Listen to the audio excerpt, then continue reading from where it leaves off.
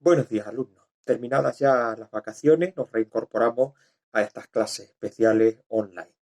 Hoy os voy a subir un pequeño vídeo explicando qué es lo que vamos a hacer con el trabajo que os he mandado, donde vamos a comparar tres grandes epidemias que han sucedido en la historia de la humanidad. Ha habido muchas a lo largo de la historia.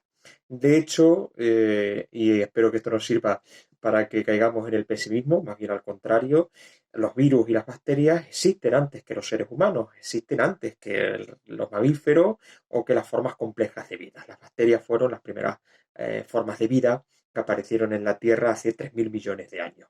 En cuanto a los virus, ya sabéis, os lo habrán explicado en ciencias, que hay una debate acerca de si estamos ante seres vivos o no, ¿de acuerdo? En todo caso, desde que existe la historia de la humanidad, desde que el hombre empezó a dejar registros de su historia, de sus acontecimientos, nos hemos encontrado con muchas pandemias, con muchas enfermedades, con muchos episodios víricos que se fueron reproduciendo y se fueron difuminando a lo largo del planeta. Pues desde distintas pestes, que era como lo denominaban en aquella época, en la antigüedad clásica, hasta el siglo XX. La última gran pandemia que hubo fue la mal llamada gripe española de 1918. Ha habido otras muy importantes, como la peste de Justiniano, de la que tenéis un pequeño texto que os he mandado, de Procopio de Cesarea, o las grandes pestes que hubo en el siglo XIV. ¿Qué es lo que pretendo yo con este trabajo que estamos elaborando? Que nos sirva comparar cómo a lo largo de la historia los hombres, los hombres y mujeres, han ido reproduciendo distintos mecanismos para defenderse de enfermedades píricas. Tened en cuenta que a lo largo de la historia la mayoría de las personas no podían saber por qué se producía la enfermedad, es decir, no conocían los virus. Tened en cuenta que hasta el siglo XVIII, hasta el siglo XVII, perdón, no va a surgir el microscopio que va a permitir conocer la vida microscópica. Por lo tanto, ellos lo atribuían o bien a algún castigo divino del dios o de los dioses, cuando estamos hablando de la antigüedad, o por cualquier otro motivo que se les escapase. Lo que sí eran conscientes de que alejándose de los enfermos, recluyéndose, podían sobrevivir, podían hacer frente a esa enfermedad. Y por lo tanto, a lo largo de la historia, en distintos episodios históricos, la mayoría de las sociedades han respondido de la misma forma ante una pandemia, refugiándose en casa. Durante la Edad Media, por ejemplo, durante las distintas pestes bubónicas que van a aparecer a lo largo del medievo, era habitual que surgieran los alguaciles o los sacerdotes diciéndole a la gente que se cerraran las tabernas y las casas de lenocidio. Ese era el lema de campaña, ¿no? Cerrad las tabernas, cerrad las casas de lenocidio. Además, muy interesante muchos de estos episodios porque nos han dejado muchas fuentes. Tenéis, por ejemplo, Eusebio de Cesarea, a Procopio de Cesarea, perdón, a Procopio de Cesarea, que escribe un libro que se llama La guerra de los persas, donde recoge cómo fue esa pandemia que ellos llamaron de Justiniano, el emperador de Bizancio en ese momento, y que tiene muchas similitudes en cuanto a la incidencia y sobre todo a las medidas de protección con la actual respuesta que da nuestra sociedad contemporánea frente a la COVID-19.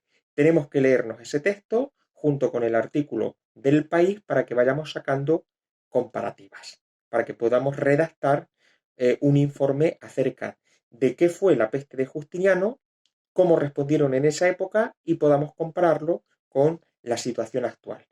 Hubo otro episodio muy interesante en el siglo XIV, concretamente la peste bubónica de 1348, que también nos legó un importante documento. Ese no lo he puesto, pero sí quería explicaros. Es este libro que tengo aquí en mis manos. Es de Boccaccio y se llama El Decamerón.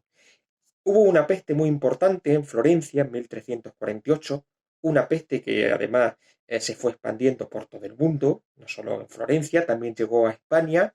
Fue uno de los episodios víricos más importantes, llegó a diezmar poblaciones enteras y provocó además una gran conmoción entre las poblaciones. Estamos además en plena de hecho, perdón, se circunscribe en el contexto de la crisis del siglo XIV. Uno de los elementos centrales de esa gran crisis, de la crisis del siglo XIV, son estos episodios víricos y en particular la peste de 1848.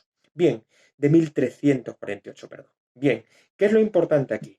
Giovanni Boccaccio eh, recoge un libro en el que cuenta que un conjunto de hombres y mujeres se recluyeron en una casa de campo y para poder pasar la cuarentena empezaron a contarse cuentos de Camerón, 100 cuentos, ¿de acuerdo? En reflejo de esos días en los que se encerraron. Es muy interesante y os lo voy a leer la introducción que realiza Boccaccio a esa primera jornada. La leo, fijaros bien.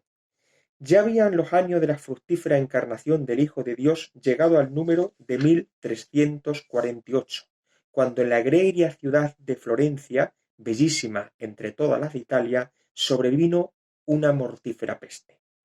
Tras haber comenzado algunos años atrás en las regiones orientales, en las que arrebató innumerable cantidad de vidas, y desde donde sin detenerse en lugar alguno prosiguió devastadora hacia occidente, extendiéndose de continuo, y no valían contra ella previsión ni providencia humana alguno, ni siquiera el prohibirse que ningún enfermo entrase en la población, entre otros muchos consejos para conservar la salud.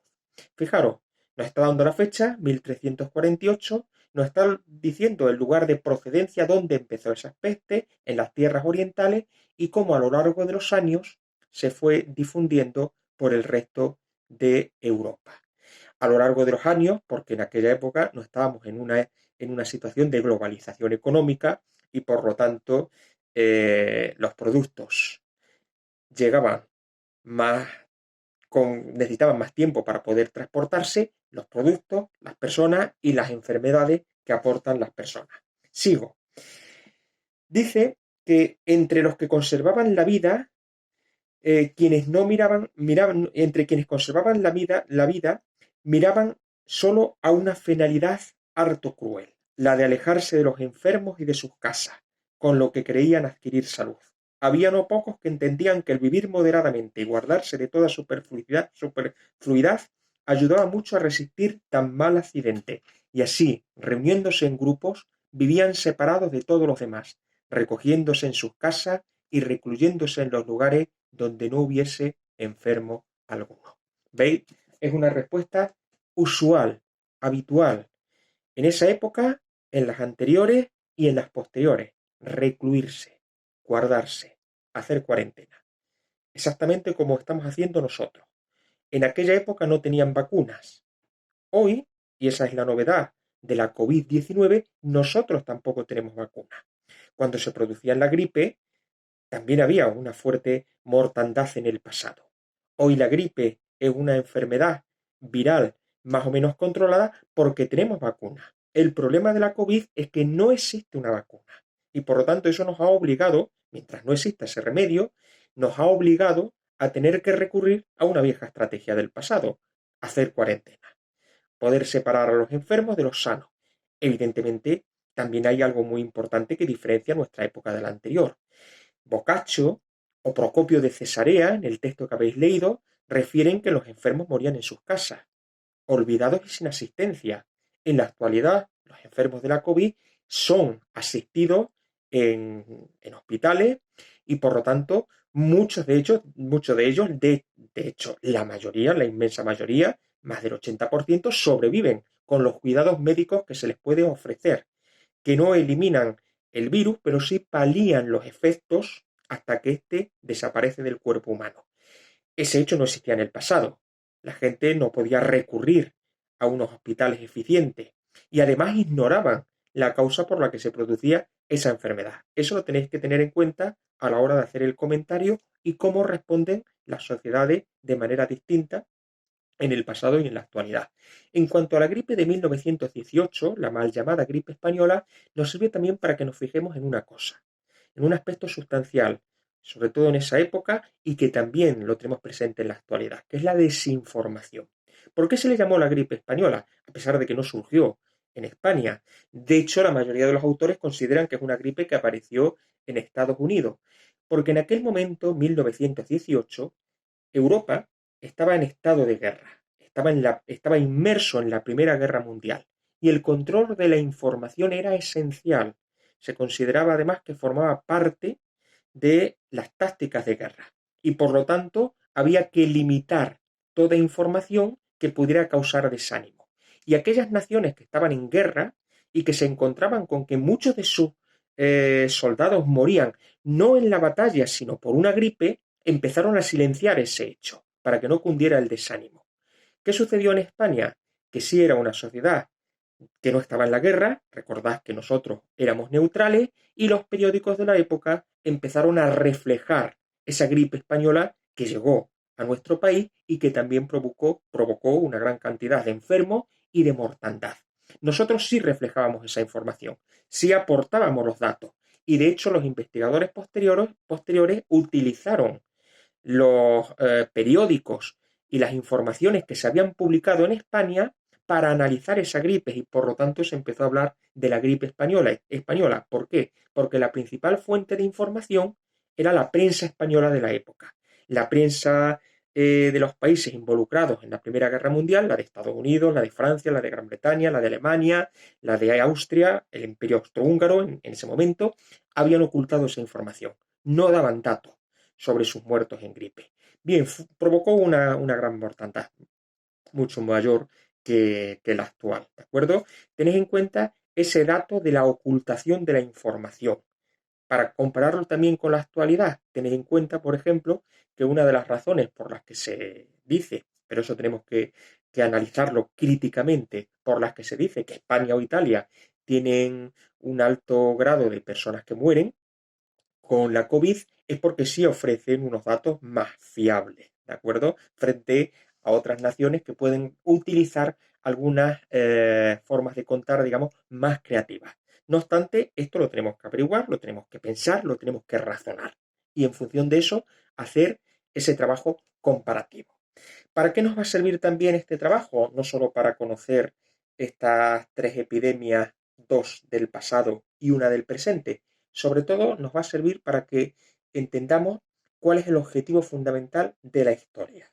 ¿Por qué es importante tener un conocimiento de lo que pasó en el pasado? Se ha dicho, y es un error, que la historia permite predecir el futuro. No es cierto. La historia no sirve para saber qué va a pasar mañana, pero sí nos sirve para entender cómo debemos actuar en el presente.